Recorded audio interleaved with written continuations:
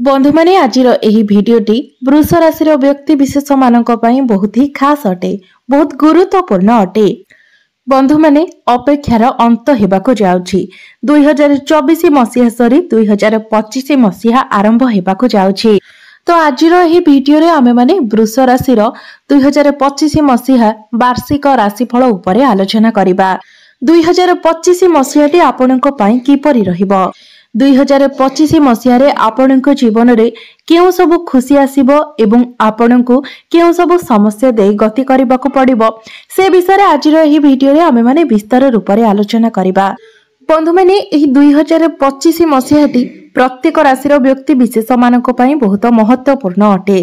कारण 2025 मसीहाटी एपरि एक वर्ष अटे जो वर्षटी रे शनि निजर राशि परिवर्तन करिवे, राहु निजर राशि परिवर्तन करिवे, केतु मध्य निजर राशि परिवर्तन करिवे, एपरिक बृहस्पति मध्य निजर राशि परिवर्तन करिवे। अर्थात जो माने सब बड़ ग्रह अटंती शनि, राहु, केतु, देवगुरु बृहस्पति ए समस्ते एही वर्षटी रे राशि परिवर्तन करिवे। आपण माने जानती शनि प्रत्येक 2.5 वर्ष रे निजर राशि परिवर्तन करिथांती। राहु एवं केतु 1.5 वर्ष रे निजर राशि परिवर्तन करिथांती एवं गुरु बृहस्पति 1 वर्ष रे निजर राशि परिवर्तन करिथांती। तो एही सब बड़ ग्रह मानकर परिवर्तन फल रे आपणक जीवन रे केउ सब प्रभाव पड़िबो से विषय आज एही भिडियो रे आमे माने विस्तार रूप रे जानिबा। तो बंधु माने सेथि पय आपण माने भिडियोटी को स्किप न करी शेष पर्यंत निश्चय देखंतु एवं आपणकर जदि वृष राशि होइथाय तेबे भिडियोटी को लाइक करी चैनल टी को सब्सक्राइब करि दियंतु एवं कमेंट बॉक्स रे भक्ति एवं श्रद्धार सहित जय श्री जगन्नाथ निश्चय लिखंतु। तेबे आसंतु बंधु माने जानिबा एही 2025 मसीह रे आपणक जीवन रे केउ सब घटना घटिबाको जाउछि। बंधु माने आजिरो एही कार्यक्रमटी जन्म राशि एवं चंद्र राशि उपरे आधारित अटे एवं राशि चक्रर 12 गोटी राशि मध्यरु द्वितीय राशि हेउछि वृष राशि एवं आपणकर राष्ट्राधिपति हेउछन्ति शुक्र। तो शुक्र आपणकर दशम स्थान रे शनि को सहित विराजमान अछन्ति। आपणकर प्रथम भाव रे विराजमान अछन्ति देवगुरु बृहस्पति, तृतीय भाव रे विराजमान अछन्ति मंगल, पंचम भाव रे विराजमान अछन्ति केतु, सप्तम भाव रे विराजमान अछन्ति बुध, अष्टम भाव रे विराजमान अछन्ति सूर्य एवं आपणकर एकादश रे विराजमान अछन्ति राहु। तो 2025 मसीहार प्रथम मास अर्थात जनवरी मासरे ग्रह मानकर अवस्थिति किछि एहिपरि भाबरे रहिछि। 30 मार्च को शनि मीन राशि को प्रवेश करिवे, 15 मई को गुरु मिथुन राशि को प्रवेश करिवे एवं 18 मई को राहु एवं केतु एही दुई ग्रह निजर राशि परिवर्तन करिवे।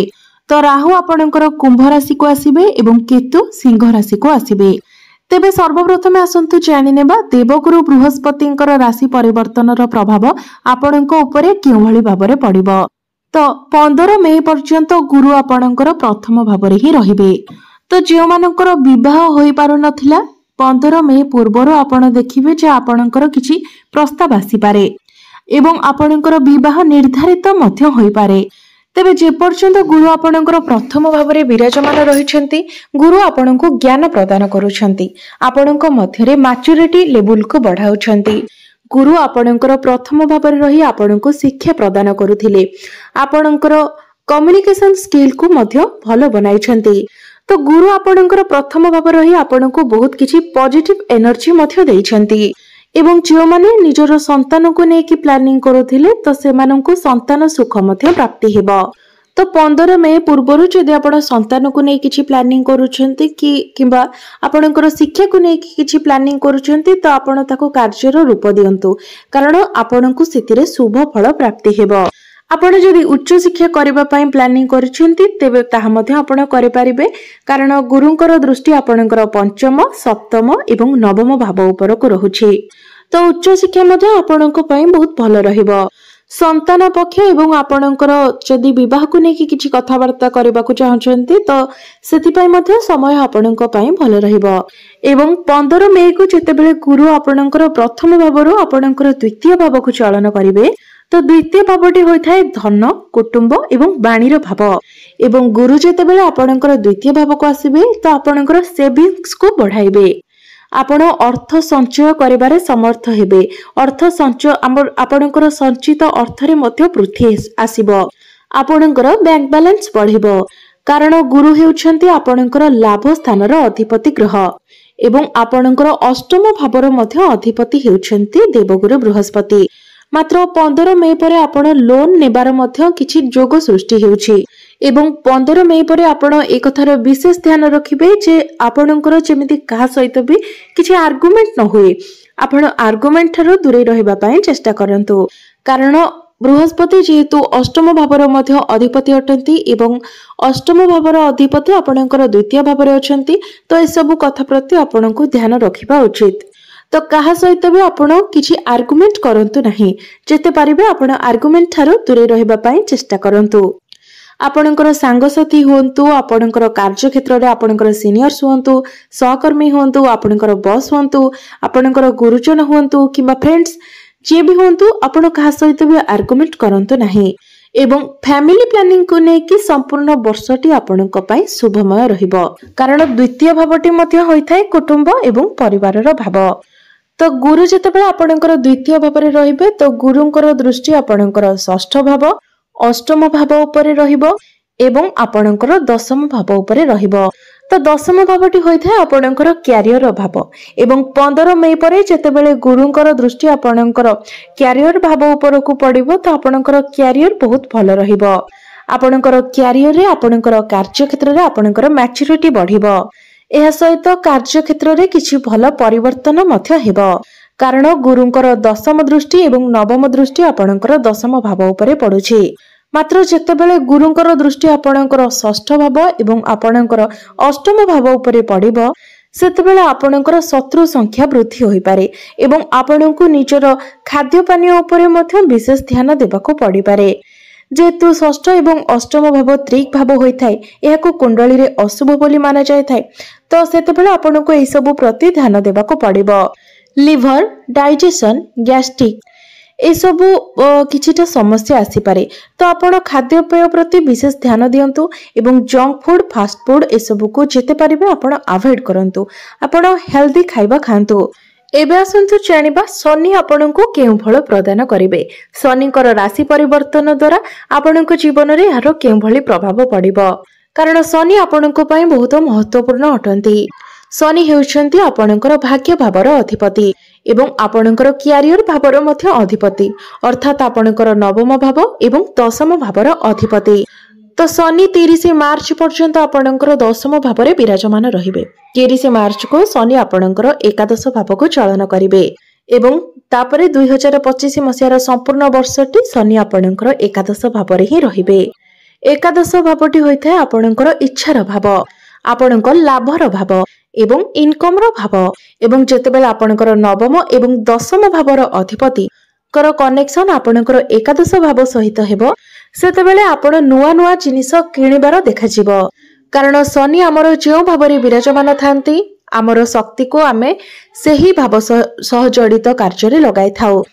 अर्थात सेतेबेले आपण कोनोसी घर किनि पारंती कोनोसी गाड़ी किनि पारंती कोनोसी इलेक्ट्रोनिक्स जिनिस किनि पारंती किंबा लुहार निर्मित कोनोसी भी जिनिस आपण किनि पारंती। तो आपण देखिबे जे 30 मार्च परे आपण एपरि किछि जिनिस किनिबे जेउथिरे लुहा निश्चित भाबरे जड़ित थिबो।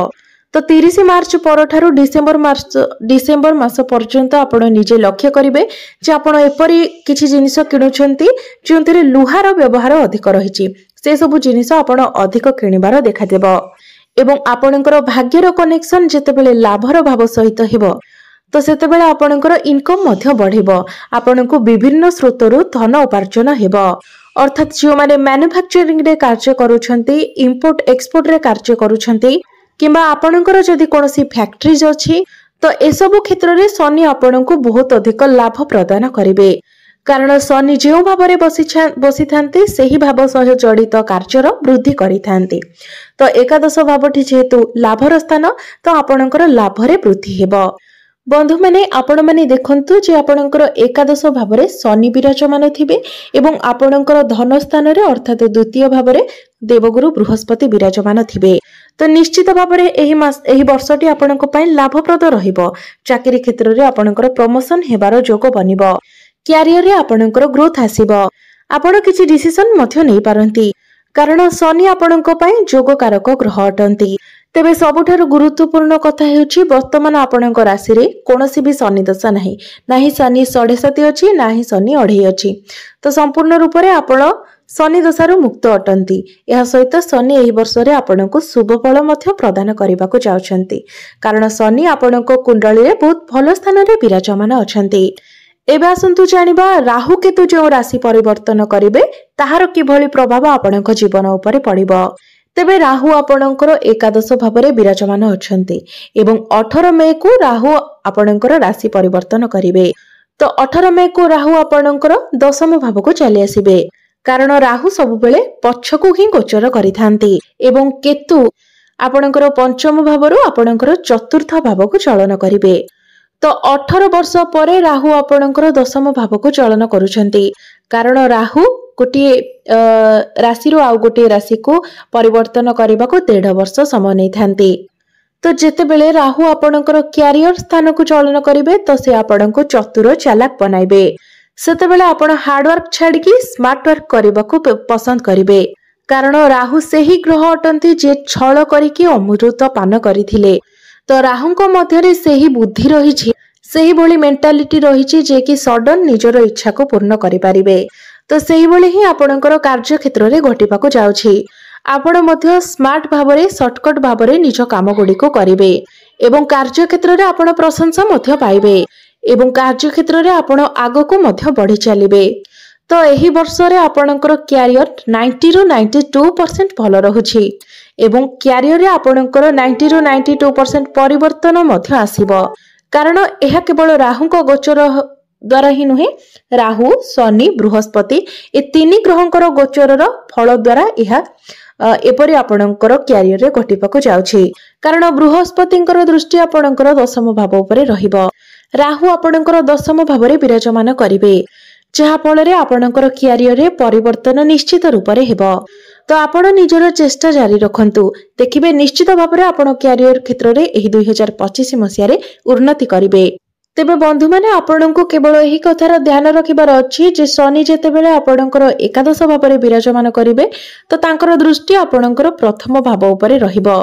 तो शनिकर दृष्टि चंद्रमा उपरे पड़िबा कारणरू आपण टिके ओभर थिंकिंग करि पारंती। आपणको मध्य रे शंका डाउट्स आसी पारे, विशेष करी प्रेम जीवन को नेकी आपण डाउट्स रे पड़ि पारंती कारण शनिकर दृष्टि आपणकर पंचम भाव उपरे मध्य रहुछि। तो आपण निजर प्रेम जीवन को नेकी टिके ओभर थिंकिंग करि पारंती एवं बहुत अधिक पॉजिटिव मध्य होई पारंती कारण जेबे भी चंद्रमा उपरे शनिकर दृष्टि पड़िथाय तो व्यक्ति ओभर थिंकिंग रो ही शिकार होइथाय। तो आपण निजर ओभर थिंकिंग को कंट्रोल करबा पई चेष्टा करबा उचित। कोनोसी कथा को नेकी आपण बहुत अधिक भाबिबा को अवॉइड करंतु। शनि आपणकर अष्टम भाव को मध्य देखिबे अर्थात एही वर्ष आपणकर गभीर ज्ञान रे वृद्धि हेबो। कोनोसी जिनिस को आपण बहुत भलो भाव रे सिखिबा पई चाहिबे एवं नुआ नुआ जिनिस सिखिबा पई मध्य आपणक मन रे आग्रह आसीबो। तो बंधु माने यह थिला 2025 मसिया रे बड़ बड़ ग्रह मानकर राशि परिवर्तन द्वारा आपणक जीवन रे केउ सब परिवर्तन हेबो, आपणक जीवन रे केउ सब प्रभाव पड़िबो ता विषय रे आज आमे वीडियो रे विस्तार रूप रे जानिले। तेबे एही वर्ष जहा भी किछि अशुभत्व आसुची सेथि पई आपणक किछि प्रतिकार करबा उचित। तो सेथि पई आपण माने प्रत्येक दिन शुक्रंकर बीज मंत्र 108 थर जप करंतु। यह सहित प्रत्येक दिन आपण उदित सूर्य को तंबा पात्र रे जलार्घ्य अर्पण करंतु एवं प्रत्येक दिन आपण शनिकर बीज मंत्र मध्य 108 थर जप करंतु।